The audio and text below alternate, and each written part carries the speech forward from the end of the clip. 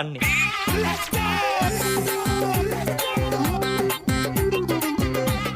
අල්ලපු ගෙදර එකක් සැටි දැම්ම වගේ බං මලම කරදරයක් අපු මේක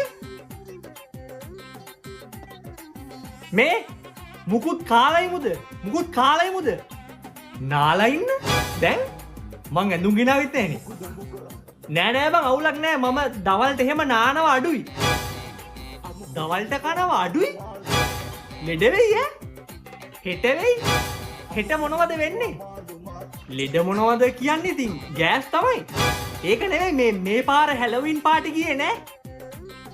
හෙළුවෙන් පාටි මේ පාර කියන්නේ මම නම් එහෙම කවදාවත් හෙළුවෙන් පාටි ගිහලා නෑ අයියෝ යන්න එපයි මම නම් මේ පාර දෙකකටම ගියා ඈ හෙළුවෙන් හැලොවින් තමයි වයිෆ් අවුලක් නැද්ද එහෙම අවුලක් නෑ අපි දෙන්නම තමයි ගියේ ඈ වයිෆු ගියේ නැතු ඉතින් දෙන්නම එකට තමයි එක හැලොවින් පාටි එකකට ගියේ